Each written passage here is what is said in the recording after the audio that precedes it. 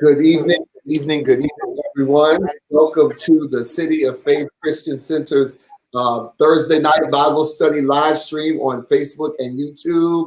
Welcome to our special event tonight, our second of 3 COVID empowerment sessions. This tonight is your mental health and COVID-19. Do me a favor, if you're on the line with us now, please like, please share, please come in, please say good evening, say hello, let us know you're with us. Find somebody that doesn't normally come to church, that doesn't normally show up for a Bible study, and tell them that we are having a very important and powerful conversation, and they need to be a part of it tonight. Welcome to the city. If this is your first time joining us, we would love to hear from you. Could you please tell us that you're a first-time visitor? If this is your first time, come in and just put first time in the comments, whether you're on YouTube or Facebook. We would love to know that you're a first-time visitor, and we would love to reach out to you following the broadcast just to say thank you so much for joining us. So please, swipe up, swipe left, use your inbox, use your messenger. Do whatever you got to do and let everybody know that we are having a very important conversation and they should be a part tonight. I don't want to belay the time. I don't want to take up any of your time. We have a special guest with us tonight, but let me give you a little background on why we're here. When we first got into the pandemic and the quarantine situation, being a pastor and being a husband and a father, so many things weigh on your mind when when situations change, and when we get into seasons of uncertainty and turmoil, your heart just goes out to people. And I began to pray and ask God, what can we as a ministry do to help people both within our church and those who are not even members of our church to be impacted, to be blessed, and to help in this season. And the Lord told me we should do some COVID empowerment sessions. And so we started with the first one, right? All right. And then that was your money in COVID-19. And we are here tonight for the second one, and it's your mental health. I want to say that just in studying and reading, I heard a statistic that there have been 900 times more calls to the federal mental health hotline or phone number in March of 2020 than there were in 2019. That also prescriptions for antidepressants and anti-anxiety pills are through the roof. They're skyrocketed, which means that some people are out there struggling in this season. And that's pretty much how we got here. And normally it's just me for Bible study, but my lovely, awesome wife, co-pastor Debbie, said, I'm going to be on there with you tonight, and we're going to do this thing together. Would you like to say anything? Say hello. Just hello, everyone. Welcome, welcome, welcome. I'm super excited about this evening and the impartation that we're prepared to receive. Like, comment, share. Let us know if you're having questions throughout this event.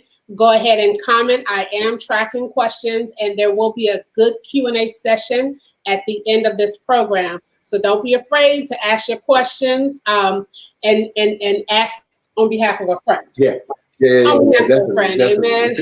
So awesome. Thank you so much, Pastor Demi. So we have a really special guest with us tonight. And when we decided to do this, I began to pray, and I asked my wife, like, I don't know who should we get? And she said, I know a super powerful anointed woman that would be awesome for this.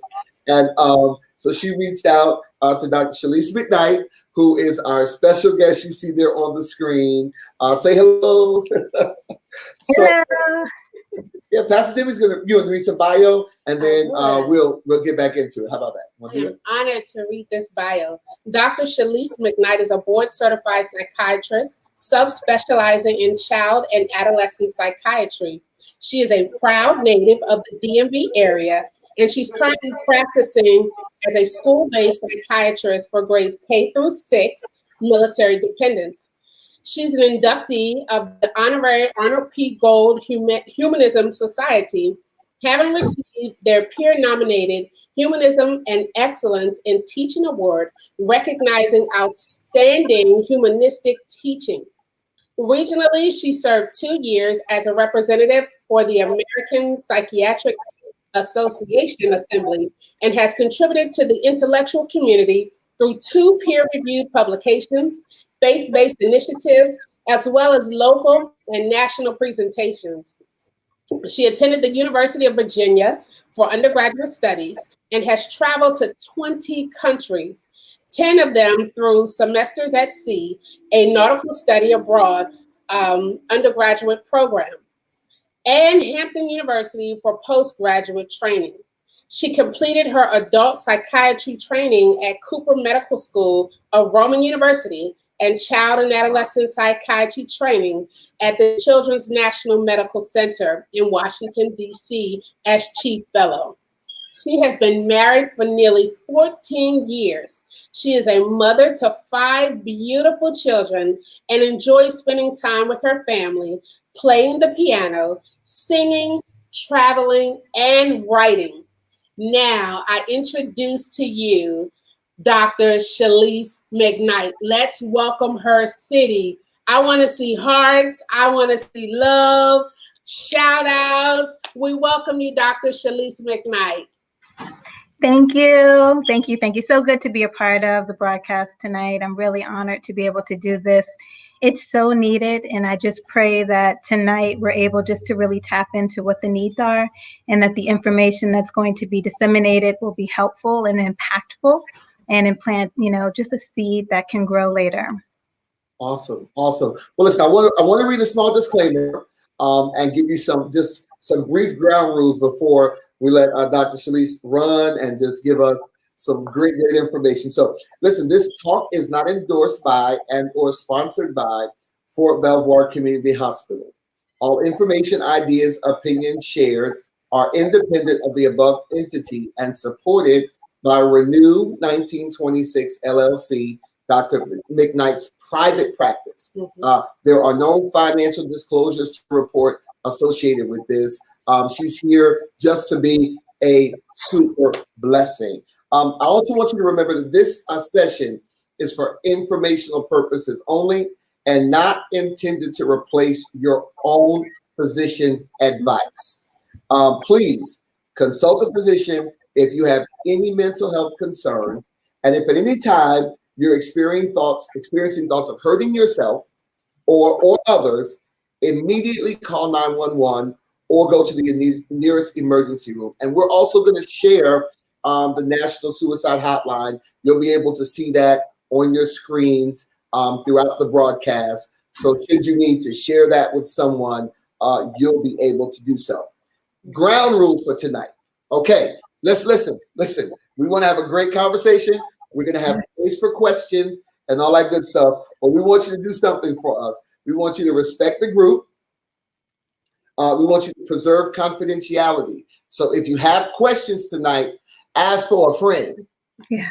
And call them a friend. Don't say my sister Shanika has this. We don't do that tonight in the comments. Let's keep it general. Let's keep it respectful. And I know that we like to have a good time at the city, but please keep in mind that you never know who's joined our broadcast tonight. And so let's use godly wisdom in how we communicate and how we interact tonight. That is what I'm asking from everybody. And with that being said, Dr. Shalice, yes, take it away. Okay. All right. So let's get started. We'll just kind of jump right into it. When we were talking about formulating just a flow for tonight, one of the things that came up was just what is mental health, because we hear that phrase a lot of times, but I'm not really sure if we're all working from the same definition. So that's where we're going to begin. The objectives for tonight are quite simple. We just want to understand what mental health is, how to recognize the signs and symptoms, and in particular during this COVID-19 time, that's specifically what this talk is around, your mental health as it relates to COVID-19. We welcome questions that are mental health related in general, but this talk will kind of be still focused towards that. And then also the way forward, what do you do? So once you have the information, then how do you synthesize it so that you're able to really integrate that into your life and then be able to apply it? So those are going to be the three main objectives. So let's start with mental health. So Pastor Ru, I'm going to throw it right back to you to ask you, what is your definition? What do you think mental health means? Okay, so I think in general, mental health is your psychological, your emotional, interpersonal process or well-being overall, right? I think a lot of times when we say mental health, we put a negative spin on it, but it is just the health of your psychological state in those areas, not good or bad, right? It's just the health, and then I guess you get into some people have good health or bad health or whatever you want to call it. So I don't know. Is that right? Yeah, you've been studying, so you get a check. So when we think about mental health, it's good just to kind of break it down, right? So when you look at the word mental and you look at health, health is just really kind of referring to a condition or a state, right? It's not inferring if it's good or it's bad. It's just kind of health in general. And then you have mental, which is mind. And mind is really the seat of everything that is the core and the essence of who we are. So we're talking about our feelings, our senses, our perceptions, how we navigate the world. All of that is your mind. So we're really talking about mind health, but mind health is so integral to just the wellness and the overall being of who we are, even including our physical health. So that's what we're really kind of focusing on. But a lot of times, sometimes it can be difficult to really come to the same working definition because you have a lot of cultural factors, societal factors that come in, things that may seem to be burdensome or traumatic to some are no longer perceived that way just because of maybe historical and social determinants. So that's why it's good for us to kind of level set to say, okay, let's just start mental health. mind health. Okay. And in order to be healthy is now transitioning us to the state of benefits, the good health. And so that's what we really want to be, healthy in our minds. So that's what we're going to talk about tonight. How's that sound? Yes. Oh, awesome.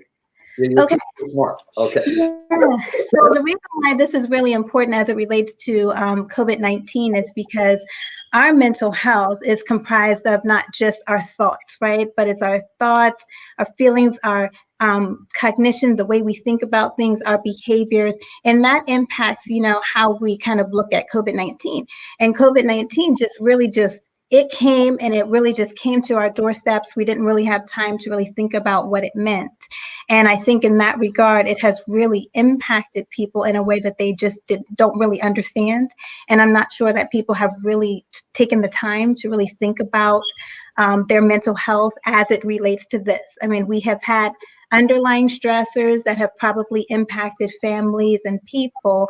But when we think about this, I don't know how many people have really had the time to really sit to think, how has this really impacted my mental health? What changes have I seen, in myself?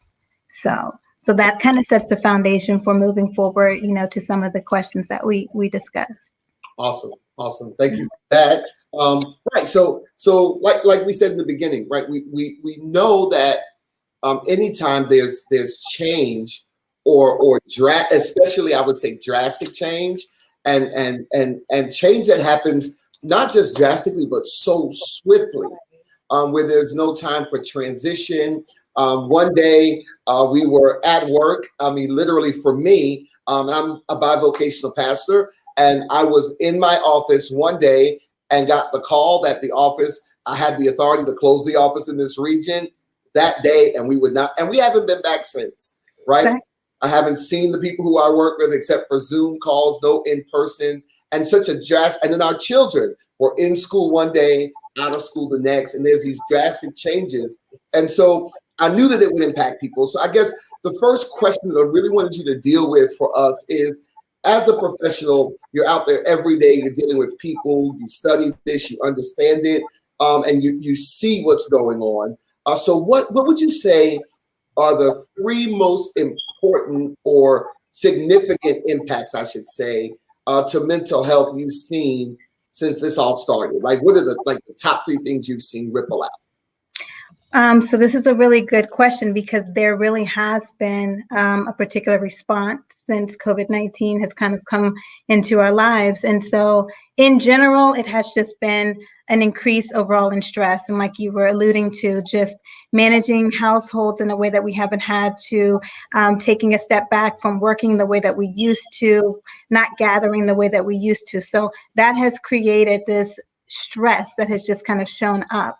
And what I've seen is that there's been an increase in anxiety, in worry, there's been an increase in depression.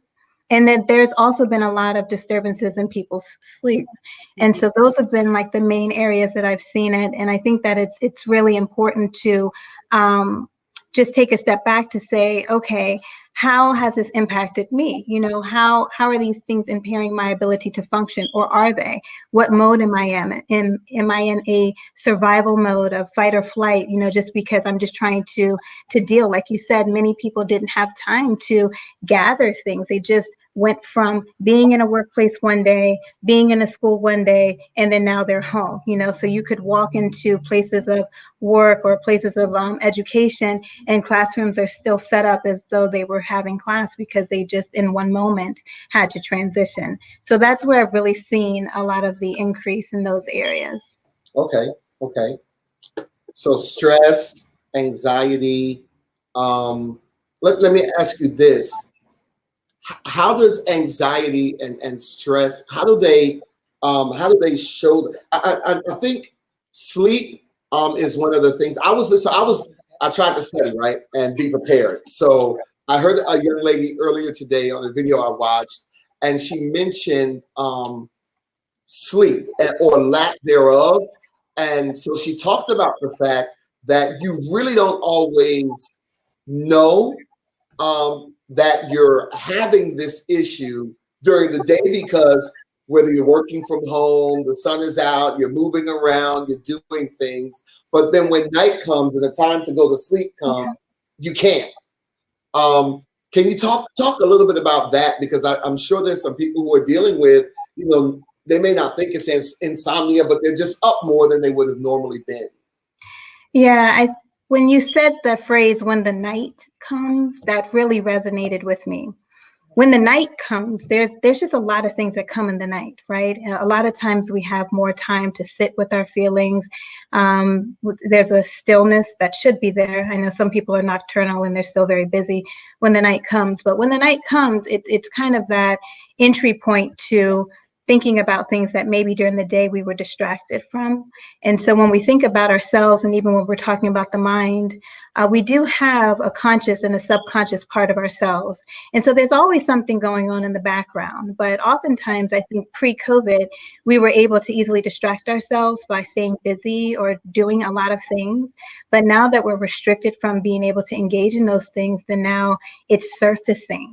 Some things that maybe you suppressed or some things that you just didn't pay attention to, now they're surfacing, and they're surfacing in times of stillness, right? So I'm not surprised that at nighttime, that's when there has been increase of these things. And so what can be happening is that there's an anxiety or there's something that's going on that you're worried about, and it's manifesting itself. Because remember, you have to remember that the body is connected, right? So body, soul, spirit, mind, all of that is connected. So nothing is operating independently. So even if you suppress something mentally, it will come out, so if you have these thoughts that are racing in your mind, it can manifest physically, so that now you're not resting. Now your body is tense. Now it cannot enter into a state of rest. And so now that can impact the onset of sleep. So when you talk about sleep, there's a lot that goes on with sleep. You have primary sleep disorders, and then you have secondary things. So we're kind of talking about secondary impact to sleep that may be caused from stress, mood disturbances, or even these type of natural things that we can't really control. So it can impact how you go to sleep, delaying the onset of sleep. It can impact the maintenance of your sleep. So now you're frequently waking up.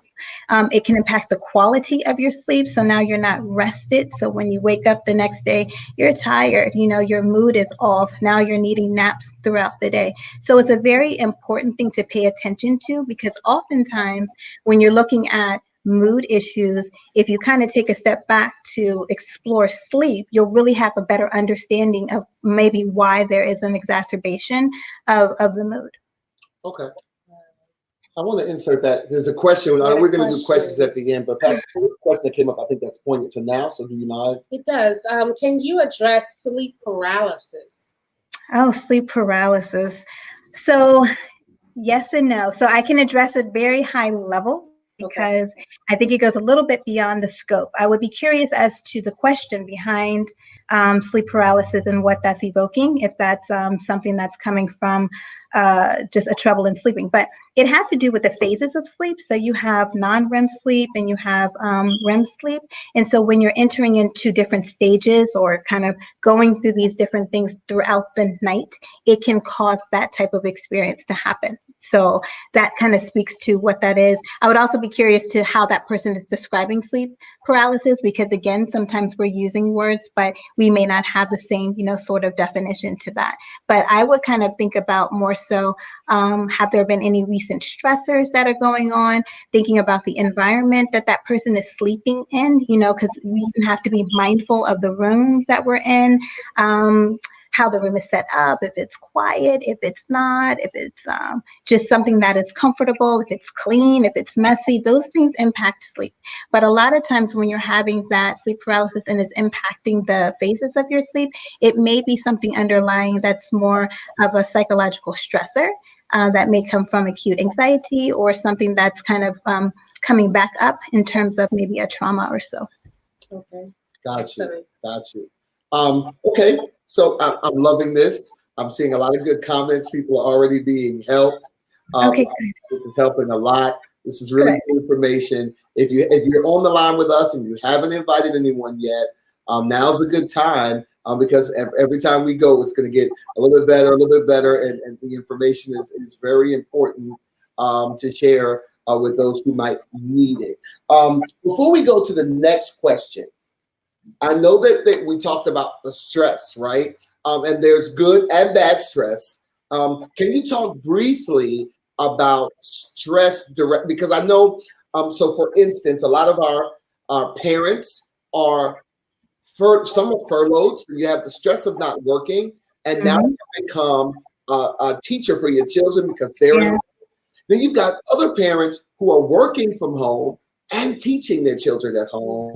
And so you have all these different dynamics that cause stress. Can you just briefly, before we go, talk about stress? Like, how does that look? How do you handle it? What's a good way to deal with these stressful factors that have come up? Yes. So stress.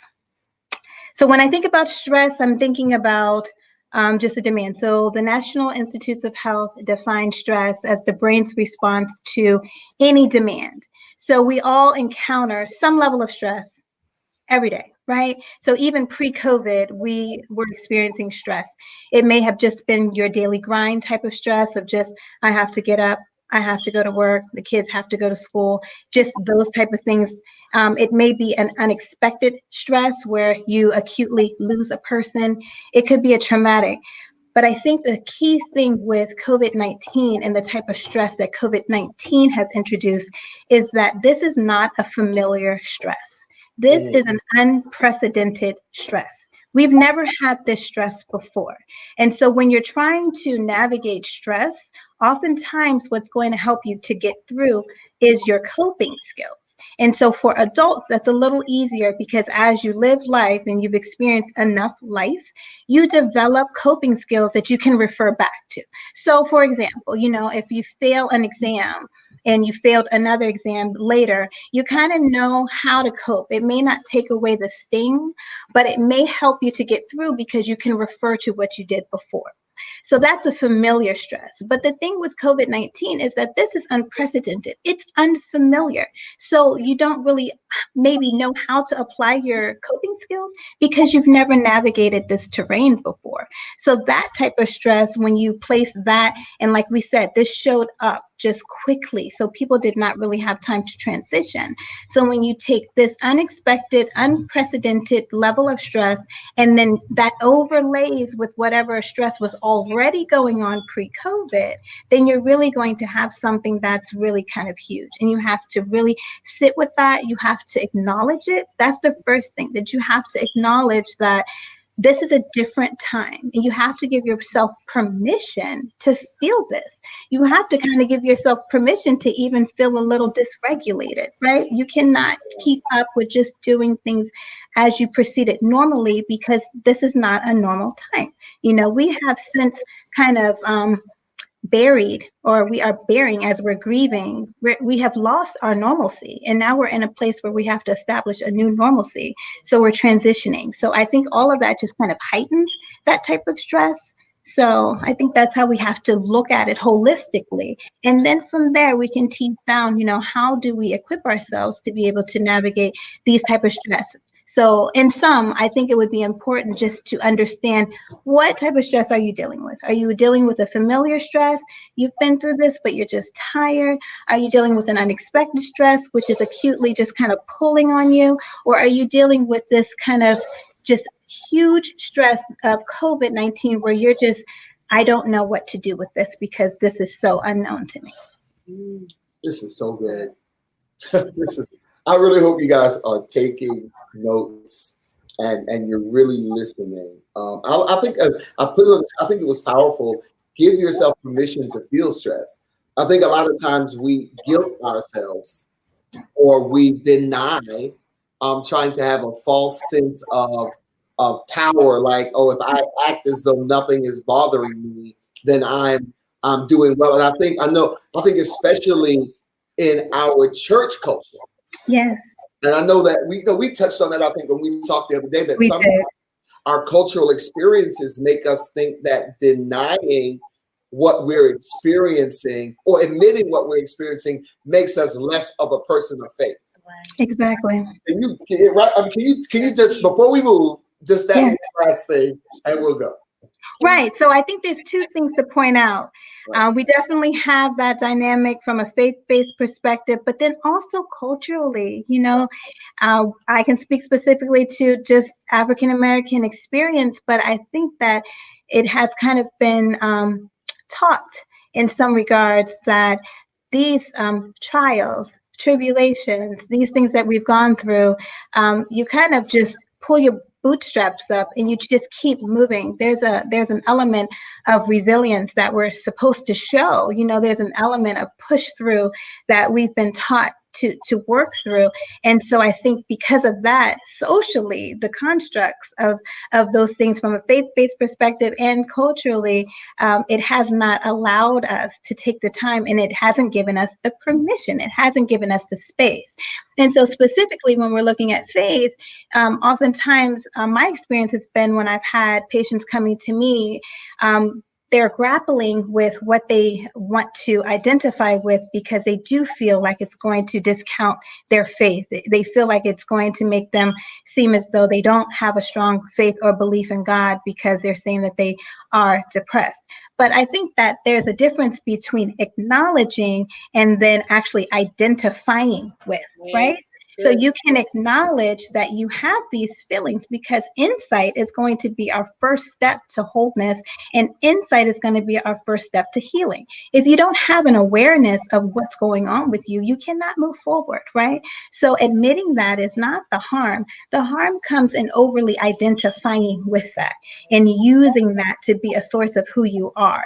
Now I am. You have now said, I am depressed, and you identify with that. Now you're just consumed by it. And please, this is not saying that depression is not real. This is not discounting how debilitating this can be, but this is just to challenge some of the thinking around it, to encourage you to kind of look at how you're receiving, a diagnosis, or maybe denying or pushing it away, just in terms of how do we move from acknowledging how we're truly feeling. And that's the thing. We have to be honest. You have to be honest with how you're feeling so that you can move forward and get the healing that you need. Awesome.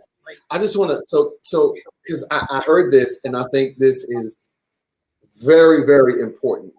I think you said that coming from, and not just, and I'm sure it's not just African Americans, but sometimes the African American experience has been so hard at times that we begin to think that certain stresses are just normal, even though they're not. Yeah, exactly. We've just kind of, you've become accustomed to it. It becomes your normal. It's kind of like, I think about a situation where maybe you have a sheltered child, they grow up, and then once they get out into the real world, it's like their eyes are opened, so you don't know what you don't know. You don't know what you don't know until somebody presents that to you, or until you take time to really kind of think about what else can be, the potential of what else. So. Wow. Awesome. Okay. All right, good. This is blessing me. And we talked before this. Now I'm sitting there like, my God. Okay, so I want to make sure we get everything in, right? So let's go. Another question. So that we've looked at the top 3 things you kind of see impacted. We've talked about stress. We've talked about anxiety. We talked about the cultural differences and how do we understand and not become, as our sister Destiny said, numb to trauma. Yeah. So let me ask you this. How can we know if we're experiencing issues in our mental health as a result of COVID-19? How do we distinguish that this is a serious issue as opposed to just a minor problem? How do we know? How do we do this?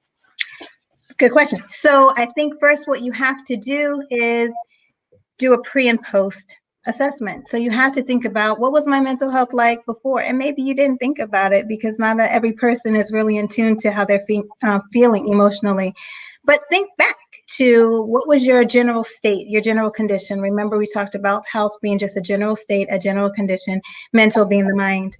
So pre-COVID-19, how did you feel? And then post. But when we're looking at it, I think it's important to think about it in terms of milestones, because I can say that how I felt initially when I first heard about COVID-19 is not the same as how I feel today. You know, some things have gotten better, some things have kind of like heightened, and so there's a difference. But some of the things that I use to look at how I'm feeling is the first time that I heard COVID-19, what did that evoke? The first time that I heard about the stay-at-home order, the first time that I heard that there was a loved one that I knew that had it. So we can use some of these milestones. When I heard about school closures, when I had to tell my kids that they wouldn't be returning to school, when we had the discussion at work about what does that mean. So those are things that I feel you can use to kind of check what has your progress been in that regard, and how has it shifted. Okay. Okay. So right along that line, if we're assessing COVID before and emotions COVID after, at what point do we realize that it's time to seek some help? So oftentimes when we're looking at when it's time to get help, we're looking at level of functioning. Okay, and how has it really impacted you? So again, this is going to take a little bit of introspection, and it may draw on just information from other people that have noticed that maybe there's some changes, you know, inside of you. So we're looking at the response. So we have the information that came in. Okay, we hear COVID-19, it is here. China, okay, now it has come and it is literally at our front doors. So what has our response been? Remember, when we're talking about stress, it's going to be the brain's response to any demand. The demand here is COVID-19. And so then we're looking at our response. And then what has been the intensity, you know, of that response? Have there been changes in your worrying? Have there been changes in your energy level, in your level of motivation? If I can just quickly kind of do a mental health roll call and kind of walk you down like some of the buckets, I think it would be helpful, because then it will help you to really understand how much your response has varied from what your baseline is. So when we're talking about anxiety, you can have what's called generalized anxiety, which is more so like the worries in your mind, the what if this, what if that, oh my gosh, all of that. You're just like a worry ward. So you have that. Then you can have the panic part of it, which is coupled with what's going on in your mind, the worries, but now it's manifesting physically. So now my heart is racing. Maybe I have chest pain. I'm feeling impending doom. So there's this marrying of what's going on from my cognitive perspective, and then what's going on physiologically with me. And now I'm having a physical response. Okay. Then you have, you know, a type of it can still be categorized under anxiety, OCD, you know, where you're perseverating, you're just mulling it over, an intrusive thought that you just can't get out of your mind unless it's kind of coupled with a compulsion, an action to do something to lessen what that anxiety is like. And then you can also have like a traumatic component of anxiety, PTSD, where post-traumatic stress disorder, where now you can have disturbances to your sleep. You're having dissociative type of experiences, nightmares, flashbacks. You're feeling like hypervigilant, avoidant. So you have that. Then you have fears, phobias. And I'm just naming these because we want to be mindful that at baseline, some people already had this going on. So when you have introduced now an additional stressor, I can only imagine what it must be like for someone who already was phobic of contamination and germs. And now you have introduced all of these mitigation strategies of social distancing and sanitation and things like that, and how it heightens it. So we got to be mindful of that. Depression. You know, so when we're looking at depression, we're looking at decreased appetite, mood, suicidal tendencies, self-injurious behavior, all of these things, psychotic nature, delusions, paranoia, the list goes on, attention deficit, all of those things. So I think it's critical to have an understanding of how our response is compared to what that baseline is. And so you're looking at the onset, right? So how you know it's kind of related to COVID-19 is you're looking at, is this acute? Did this just happen? You know, I wasn't feeling like this maybe in January, but since March, April, May, it's just worsened, you know, over time. So I think you're looking at the length of time since that first precipitating factor that was related to COVID-19, and then how it has impacted your response, and then just the level of your response. Maybe it was just that you were sad here and there, but now maybe it's on a daily basis. And now maybe it has even gone to a place that you didn't know it could go. So that's how I think we can kind of gauge our responses in relationship to the COVID-19. That's good. Okay. Now, can I ask you this? While we're assessing and we're looking at these different factors, and we hear words like anxiety and stress, and can you talk a little bit about how not just your mental state, but also your body? Because now I love Dr. Caroline Leaf. Yeah. I think that she's an amazing Christian and doctor. And I noticed that I see that somewhere written down here. I want you to just briefly, is there a way, what if I'm not the kind of person who's very mentally aware? Catch those? Are there physical triggers that I should be looking for, and things that I'm doing physically, or maybe actions that also help me to assess? Right. So, excuse me, there are some classic things that are signs and symptoms of our mental wellness and well-being. And yes, Dr. Caroline Leaf, love her, neuroscientist, very faith-oriented. So it's a very good marrying. And she talks more about the neuroanatomy, and understanding our mental wellness from that perspective. So I would encourage you, it's kind of beyond what we can do in our time frame, but I would encourage you to be able, for the audience, to look her up, because she just talks about, like, if the mind's not well, the body is not well. She talks about how our brains, for those of us who, well, I have gone through anatomy class, but for those who have not held a brain, dissected a brain to really understand what it is and what it looks like, when you learn about the brain, you learn about some of the connections of the brain. So it's like highways that are there. And then you learn about the health of the brain. So the brain has these things called dendrites. They kind of look like trees. And so they're important for helping to connect our kind of like these highways that help us when we're firing these neurons and action potentials. They're helping with our memories. They're helping with our feelings, our perceptions, how they're integrated, what they're associated with. So like sometimes if you have a trigger and it takes you back, that might be based on, that connection. And so when we're not well, they have, they're dying. They're dying. They're not healthy. So when you see that tree, it's kind of like how when fall and winter come, the leaves are gone, so it's not as luscious, it's not as full. So that's what's happening. But the powerful thing is that it can be restored. The beauty of the brain is that it's neuroplastic, and that it can compensate for injury. So the very thing that is damaged can also be the very tool that can heal, which I think is so important. And so that healing comes through a lot of different things. It can come through reframing our negative thoughts. So being very aware of what our feelings are, but before we get to that action, we're reframing it and saying, okay, yes, I'm sad, I'm depressed, I do want to lay in the bed today, but guess what? I'm not going to. And then you're reframing it, and guess what it's doing? It's strengthening those connections. It's rebuilding it. It's really amazing that something damaged can also be healed by the same mechanism. It's amazing. So that's Caroline Leaf. Right. That's kind of what God is amazing how he created us, though, right? I mean, it is so amazing, how he created us. So I really appreciate, her perspective on that, and showing just the synergy. So some of the physical things that you can look for, this is just going to be a whole list of things that are kind of capturing like anxiety, mood, things like that. So depression, you're going to look for a loss of energy, loss of motivation, particularly in things that used to be pleasurable. So activities that you used to love to do, now you're just like, now, used to love to go out and hang out. Now you're like, nope, don't feel like doing that. And it can impact your appetite, where now you don't feel like eating.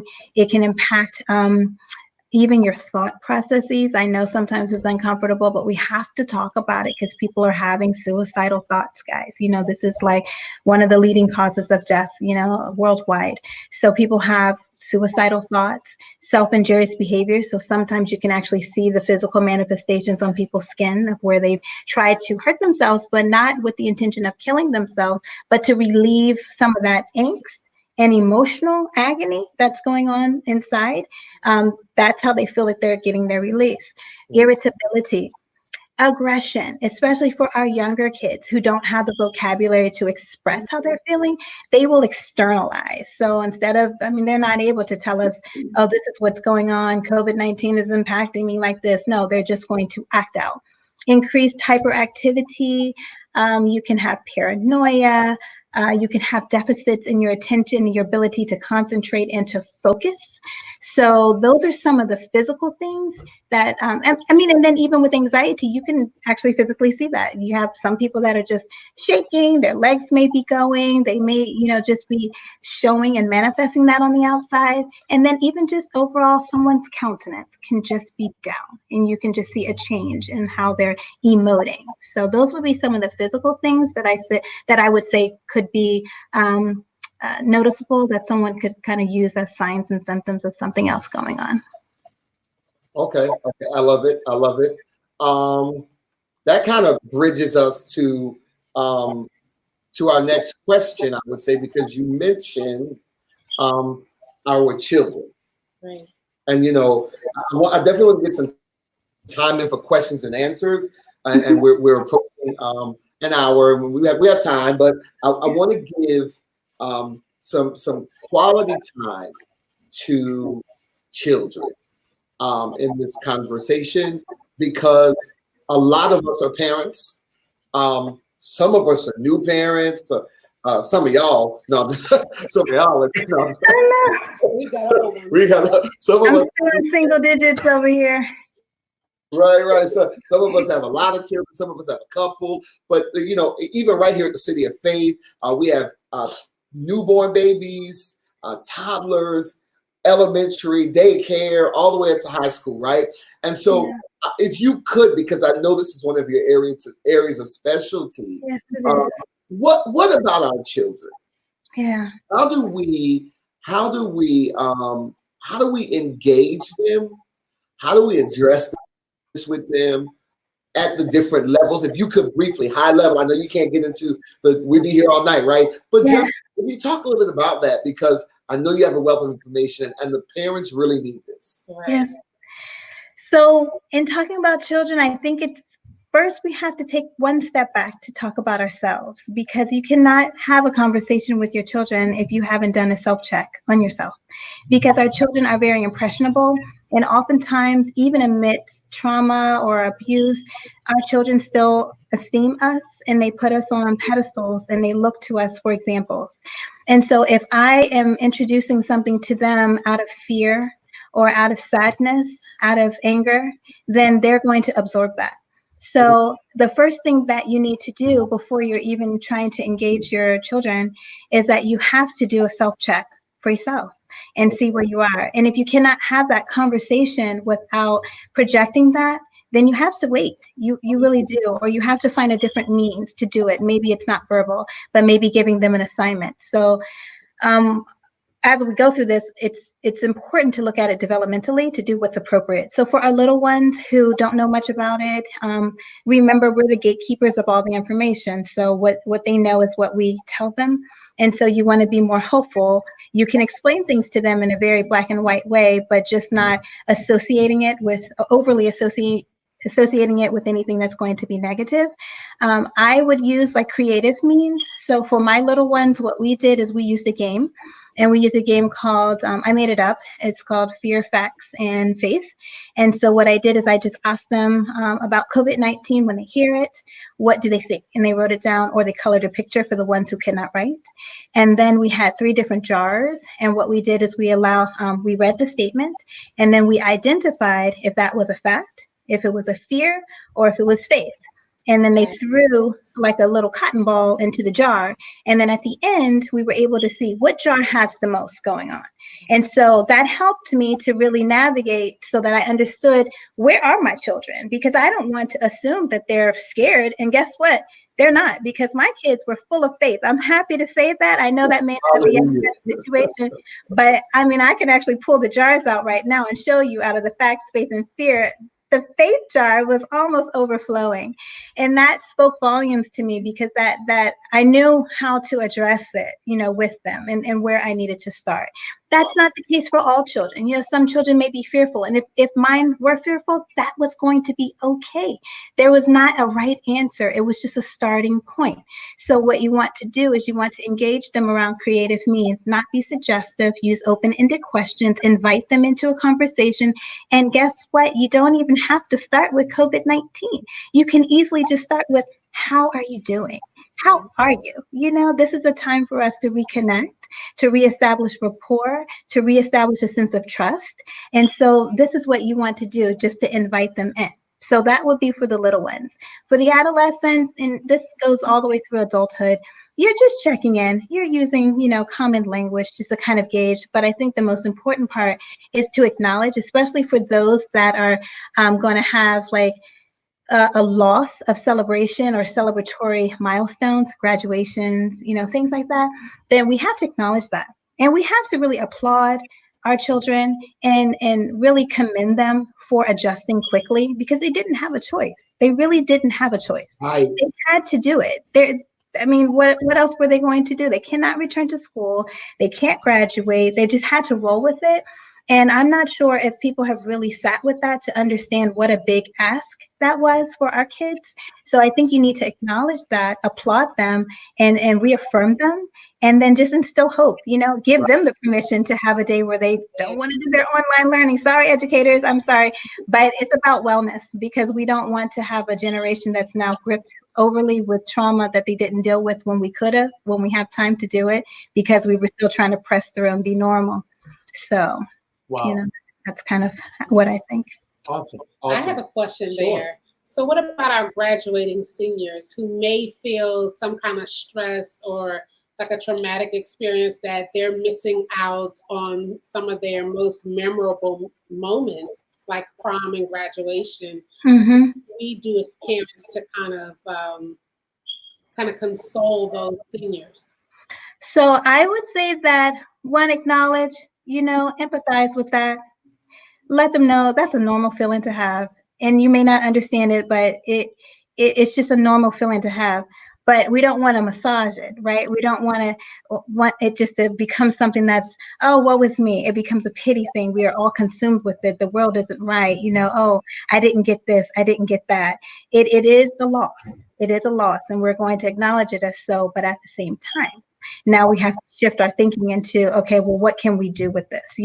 What do we still have? What gains have we still made? What can we still anticipate as we move forward? And then just kind of putting it into perspective, high level of, okay, this is a season, right? This COVID thing is a season. This is not going to last always. Yes, we will still have loss, unfortunately, of life and things like that, but it's a season. So we're going to get through this. And so we have to kind of focus on that so that this doesn't become the anchoring point. Oh, wow. And that we get stuck here. We get stuck in this, and that it opens up a door, it becomes an entry point to everything else that wasn't right. That's so good. That's such great advice. Good. Okay, so we're right at 53 minutes. Okay, let me do this. I know so one of the questions was about how you can help other people, but you said make sure you're good. Self-check you before you try to help somebody else. Make sure you're mentally sound so that you're not projecting on anybody else. I'm sure listening always helps, right? Correct. But I think it's not normalizing or not like supporting somebody going off the deep end, even though you're listening, but you're not like, this is terrible. We want responsible listeners. we recognize in the mental health field that the people that are truly on the front line are our friends and our family. But we need you, friends and family out there, to understand your limitations and have some appropriate boundaries, and to understand when what is being shared with you is beyond your ability.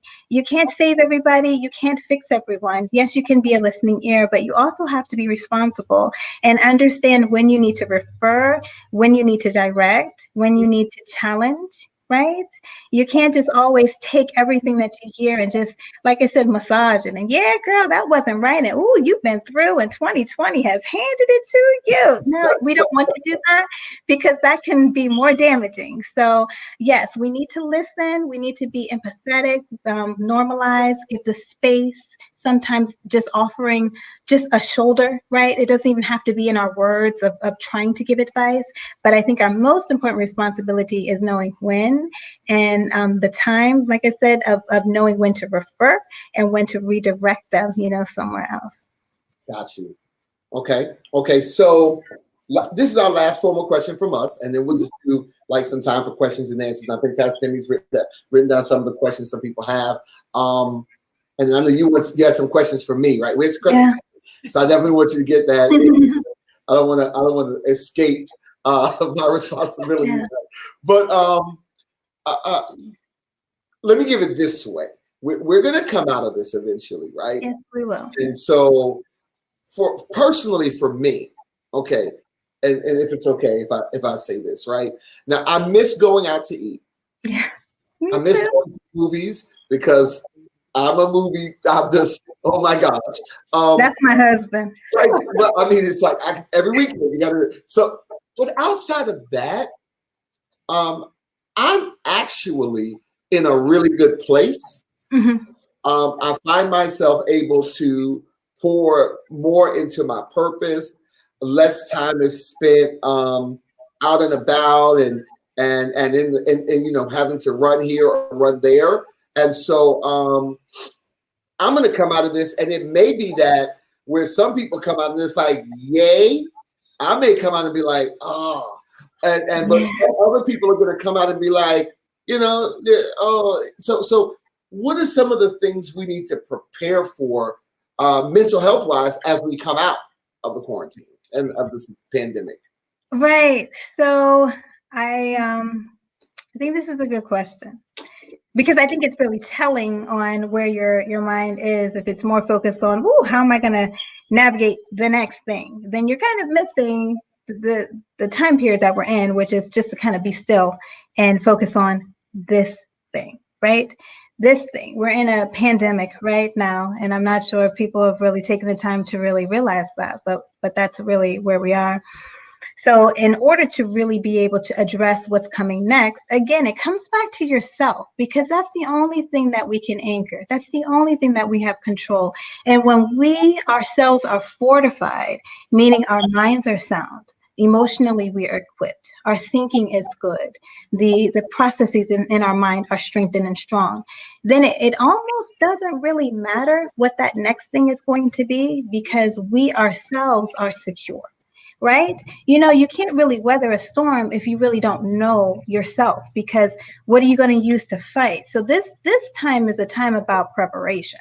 This time is a time about getting to know who you are. You have to know your core values, what's important to you, what's not.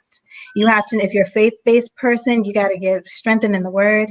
You got to pray. You got to root and ground yourself. And then you also have to have your tools. So you got to know how you're going to fight and how you're going to survive. So building up your toolkit. So in the process of doing that, then you're going to have to, what are your coping skills? Okay. You got to know that. So when in times of stress, you have to know what is your go-to. You will falter and fall every time if you don't have anything to ground you. So if you listen to music, if you're a writer, if you're a singer, if you need a person, identify them. Let that person know in advance. You are my go-to. I'm going to need you, but you have to do that. And so that's the precious gift of this time for those of us who may not be as directly impacted physically by COVID-19. The gift of this time is preparation. Right. Okay. Get your toolbox together so that when the country reopens, you're ready. You're ready for whatever, because it's not the circumstance, it's you. You should be able to feel confident that in whatever circumstance you're placed in, that you're dropped in, that you can survive. Wow. You can survive. But that comes from a healthy mindset and Wow. preparation. Come on and praise. So this is the mindset that Paul had when he said, "Wherever I find myself in, I can be content." Yes. I mean, that was that power.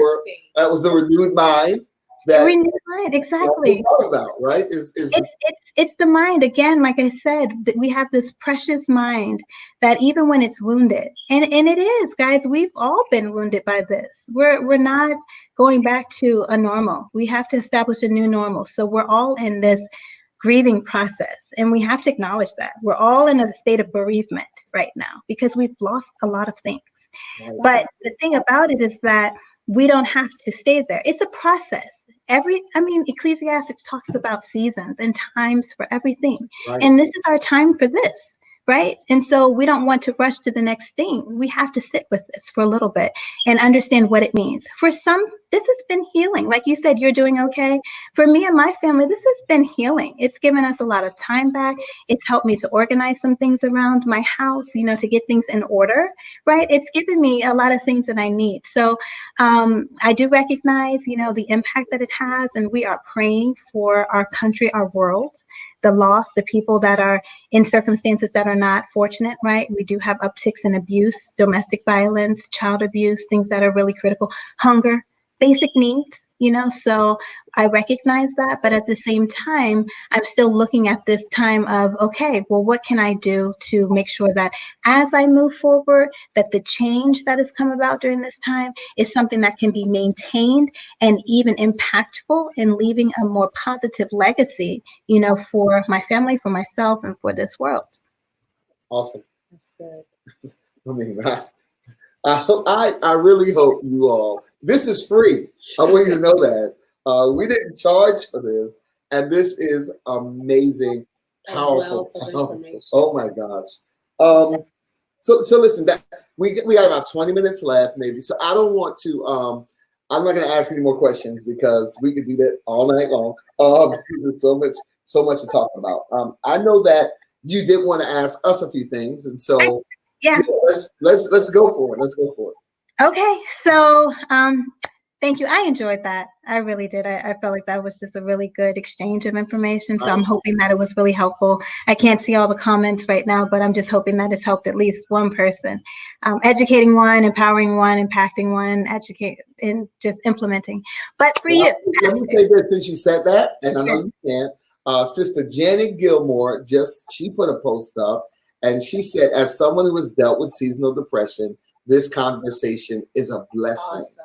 Thank you, Janet. I went to college with her. It's a dear friend. Yeah. Oh, awesome. So we've been seeing, that's the kind of comments that have been coming in. This is good. Thank you for this. This is helping. So that's what people are saying. And so we just want you to know that. Thank you. So yeah, definitely. Yeah, it's an important conversation. I mean, we're wired for just connection, right? And so this has been hard. All these, the interesting dynamic is that what has been put in place to help us, to keep us physically safe, like these mitigating strategies that when there's a pandemic, they can enforce. So social distancing, gatherings being canceled, all those things are mitigating factors. And they're to keep us physically safe, but the impact to our emotional well-being, it's been it's been an insult to that. Right. So you have this kind of push and pull to, yes, we need to do this, but at the same time, we also need to be mindful of the impact that it's having. So this is really good to exchange because it normalizes how we're all feeling. We're all feeling a change, because of this. So I wanted to ask more specifically to really kind of ground this to the pastors, just what have you been seeing with your ministry? And then also I've done some faith-based work, which this is my heart, of really marrying together mental health and spirituality, helping pastors and clergymen, congregations, how do you meet the mental health needs, that are within the church? So I just wanted to ask, what are your thoughts about bringing that into the church to deliver direct care services? What have you been seeing, in your congregation, your heart and your concerns? I would say, for the sake, there's a lot, right? There's so many things we could say there. I will say this, for our ministry, I think probably one of the, and I love my young people. I love my singles. I do. But and that's why I'm going to go here. I think that one of the most prevalent things we're seeing in this season is increased feelings of loneliness. Yeah. And it's almost like, you know how it was before you were married. You wanted to be married, right? Mm-hmm. And and then you see married couples, and that just reminds you of that desire, which is a good thing. But now you're not only are you single, but you're single and you're forced to be kind of, well, you're alone more, and so there's not that hanging out with the friends or dating, and you're just at home, and it's kind of like magnifying that. Yes. And then you have some people who are married and feel alone in this season because the distance in the marriage is magnified now, because where we hid it because we were going to work, now we're at home together, right? Yeah. And but we're not. Right. You know Yeah. what I mean? So can you talk, because loneliness, I think, is one of the biggest things we are trying to help through. So I think this is really interesting. When you're talking about loneliness, my mind went to, well, why are we lonely? Because loneliness, when you think about it, the main thing has changed is that there's no physical connection, but we've still been able to connect. That's the beauty of being in this technological age, that we've still been able to see each other. So what is it that's really causing us to feel lonely? So then my mind went to, are we really lonely? Or is it really that it's something underlying? Is it something else that we're identifying? Saying that it's loneliness, but it may be something else. So two people living together and now they're lonely, but maybe it's because they haven't had to connect because they've constantly been doing something else. So they don't really have that rapport, that foundation to know how to come together. So maybe it's really not loneliness, but maybe it's a lack of connection. I don't know who this is. Maybe it's fear of, are we growing apart? What is going on? And just a recognition, because that's what's happening, is that now there's been an increased time of awareness. That's what this time is giving us, an awareness. So something may be labeled as loneliness, but it really may not be. But when we think about loneliness, because it could truly be that, then now we have to think about, okay, well, what do I need? Some people say I'm lonely, but it doesn't stop there. You have to think about, well, what do I need when I didn't feel lonely? Why? What was filling my cup at that time? What's missing now? That now I'm saying I'm lonely. Is it just that I'm physically disconnected from somebody, but I can still reach out to them and talk to them virtually? So what is that in between thing that's going from what you have, that disappointment, the expectation and the disappointment? What's in between? That's really causing you to feel that loneliness. So I think that in exploring that, you really have to do a lot of self-identifying and introspection to kind of really say, well, what really is this? Did I overly identify with my work? So now that I can't walk in that every day, now I'm feeling lonely? Or is it an emptiness? What is it? Because it really may not just be loneliness. Wow. That's so good. Are we misidentifying loneliness? Is a powerful, powerful question.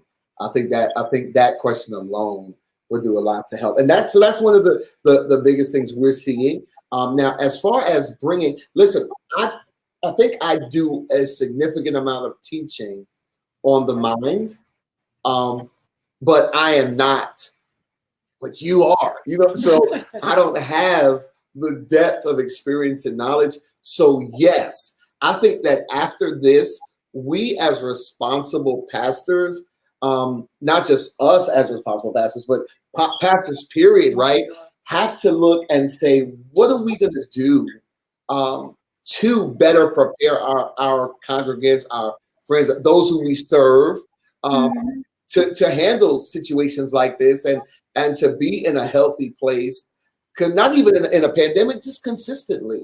So we're definitely open to talking about that. I'm interested. Are you seeing? I don't know how early you are. Are you seeing great results from the intertwining of faith-based and clinical?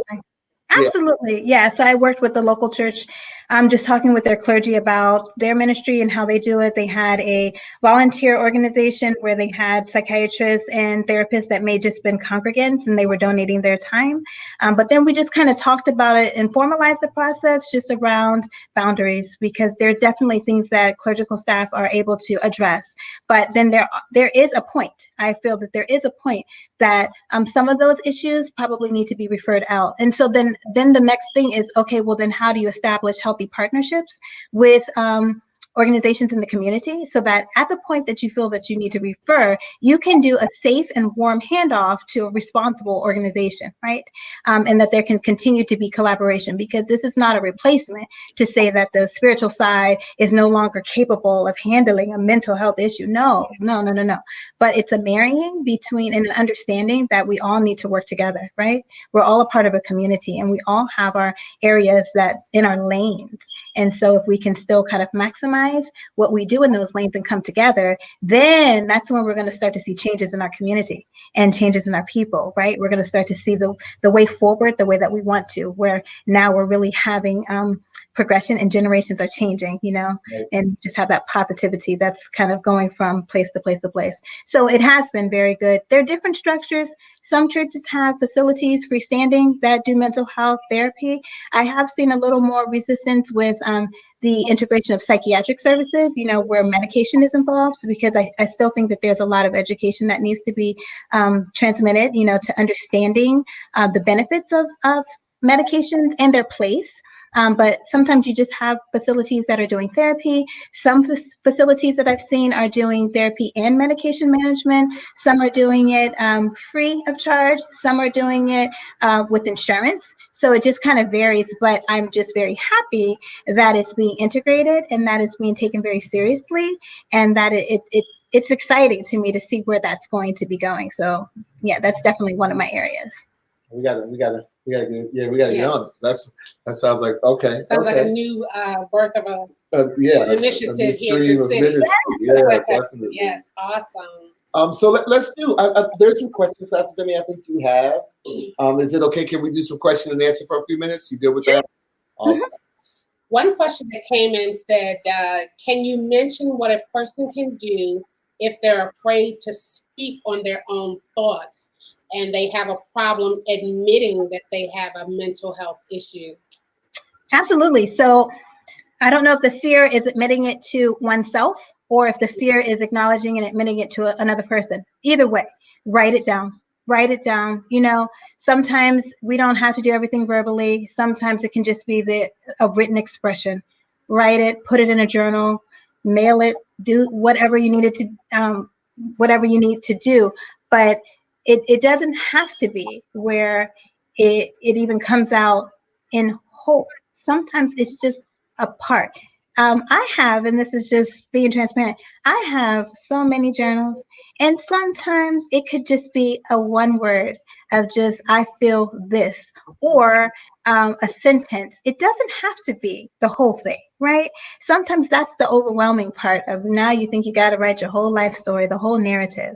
But that's not true. That's a myth. You can just acknowledge just maybe what you're feeling in this moment or what you felt in the past. But the important thing is just to start so that it doesn't accumulate, because the truth of the matter is that it doesn't go away. You start to leak. You'll become leaky. If you don't acknowledge these things, they become all consuming. And so you may think that you're able to keep it moving, but it's going to come out. And it may come out in irritability. It may come out in emotionality. It may come out in aggression. It may come out in indifference, but it will come out if you don't acknowledge it. Awesome. Another question was, how should someone who's been on full medication deal with canceled appointments and a lapse in medication? Okay, let me repeat it so I can make sure I understand. So it sounds like someone was on medication, had some missed appointments, and then now needs to. Under COVID, appointments have been canceled. Okay, and no longer on medication and needs it? There's been a lapse and they need it. Okay, so one. Any recommendations? Yes, you can call your doctor. So call the doctor. So right now, I know a lot of places are doing virtual visits. So they may not be using the traditional go to the office. But for a lot of times, the thing is, if you're sick, the doctors are going to see you. Because I know I haven't heard of one facility to have people in private practice and hospital, inpatient, outpatient. And if you're sick, they see you, so for us, we're bringing people in. It depends on the level of severity. I need to go in to see the patients that are most acute, but then I have the discretion to provide the virtual. So I will call the doctor to see if they're willing to give an appointment. There has been a lot of grace given because of COVID-19. So some of the restrictions or some of the policies, that may have been in place with no shows and cancellations, some, providers do have a discretion. It's at their discretion if they want to re-engage. If not, primary care doctor. Go to your primary care doctor if you can't see your specialist. That's what they're there for. They're frontline. They're supposed to be helping with all of those things. Get in with your primary care doctor so that if that medication is needed, you can restart it. Please do not restart your medication on your own without seeking medical advice, because there can be adverse effects to that. And a myth is that you go back on it, you can have the same effect. And sometimes things change in the interim. So just be mindful. We don't want you playing doctor out there, okay? Awesome. Yeah. Yeah, definitely. Can you speak on mental health and coping with the loss of a loved one in this season? Oh, that's hard. The way that we've had to mourn, that is hard. Yeah, so that's hard because we've never been through a time where we've had to have restrictions on the number of people that can go, or that we can't even go to get closure, or that we're doing virtual funerals. So that's really difficult. The coping is you have to feel it. You have to feel it, and you have to let those emotions, kind of go. But then I think it's more so just on making sure that you have a solid support as you're going through it, because it's a layered situation again. You have the normal process of loss, grief and loss, but then now you're layering on the COVID-19, which is enforcing the restrictions that have never been present, as you're kind of going through this. So I think it's important to make sure you have support, to acknowledge, how you're feeling as you're moving through your grieving process. Great. Just two more. What are signs that you have unresolved trauma in your life? So that's good, because you can have a lot of different types of trauma, and it can come up in different ways. The classic ways that you'll see, according to diagnostic criteria, are going to be through flashbacks, right? So you may have a flashback of something that happened to you. You may have a nightmare. You may have avoidance. So maybe whatever that thing was that happened, you're avoidant to be around certain situations that may trigger that, hypervigilant, just easily nervous, startled, or scared. And then I think a big one is that you just don't have peace. You just don't have peace. You just feel, there's just always that something, and you don't feel that peace and comfort. Yeah. So that, because sometimes we can have things that have happened to us, trauma related, that may not be so obvious. Okay, we have a lot of obvious types of trauma, abuse and things like that. But, trauma is a spectrum. And you could have some things that may not be traumatic to me, but because of how it was delivered to you, it could be very traumatic.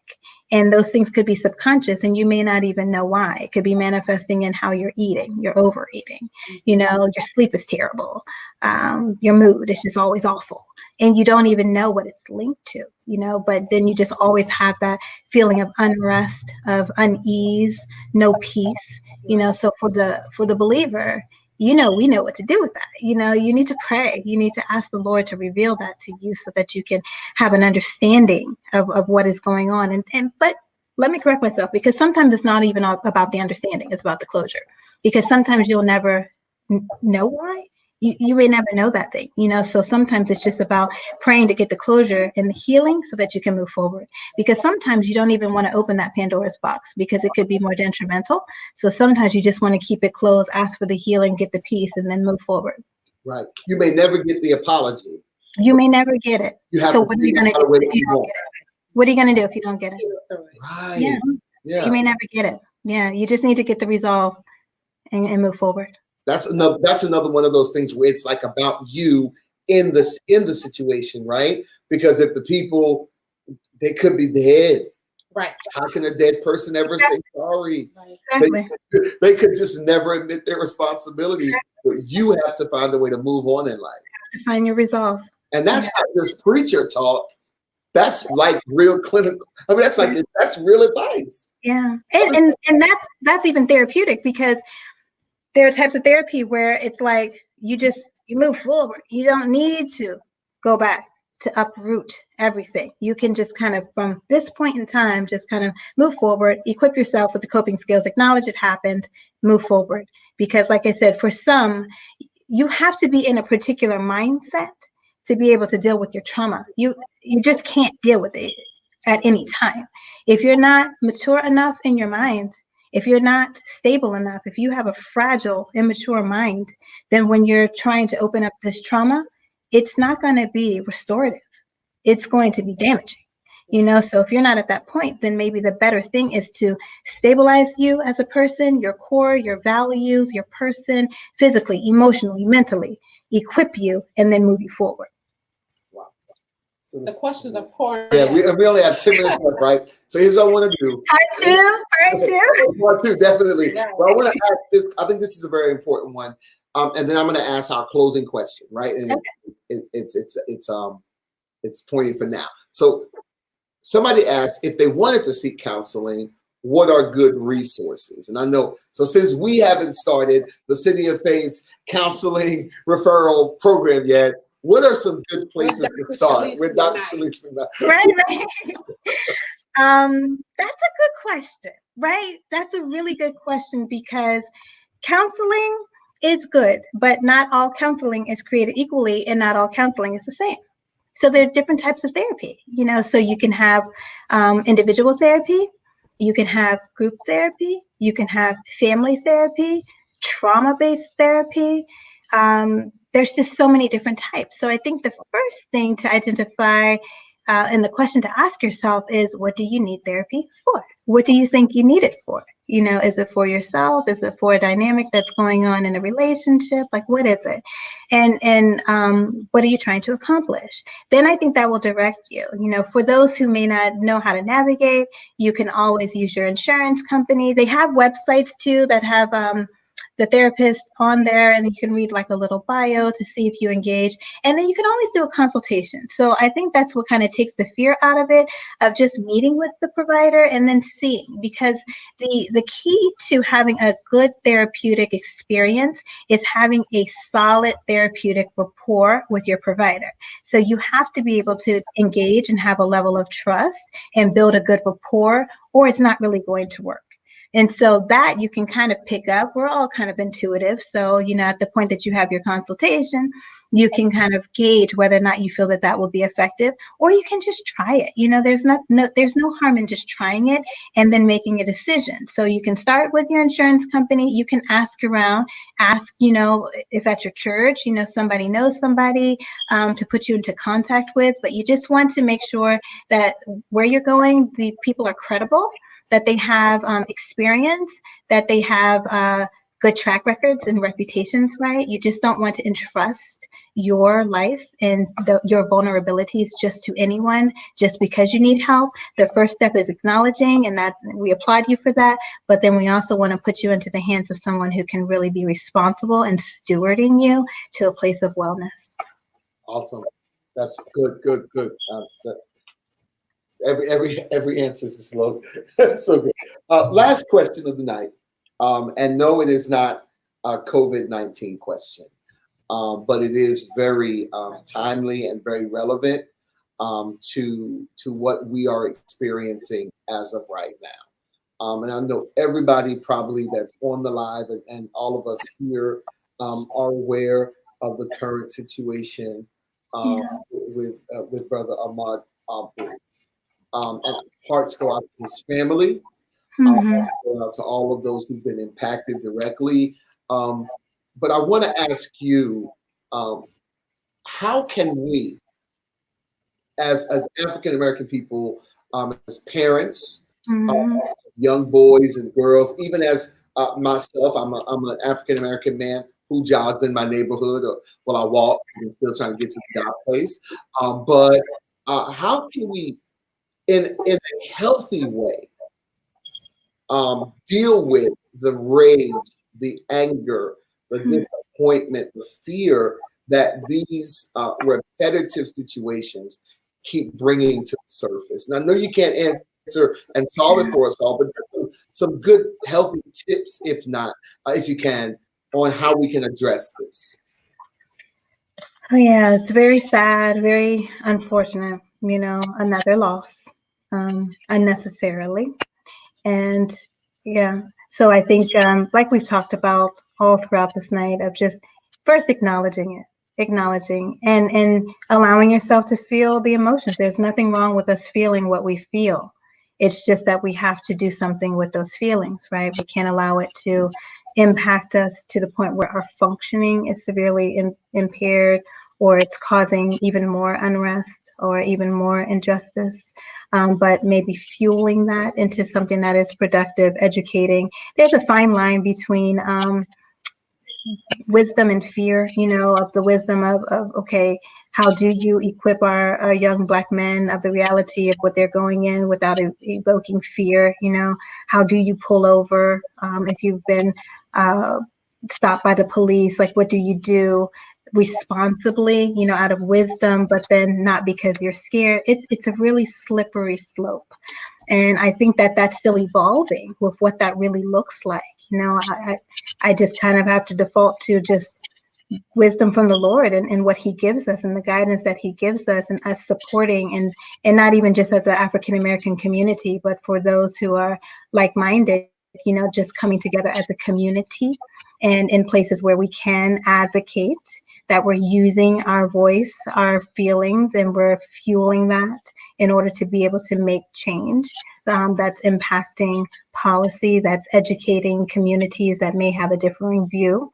I think all of those things are things that we have to consider, when we're looking at such devastating things that have just become just unreasonable. These are things that we shouldn't have to continue to hear, or to fear if we're just walking in neighborhoods or jogging.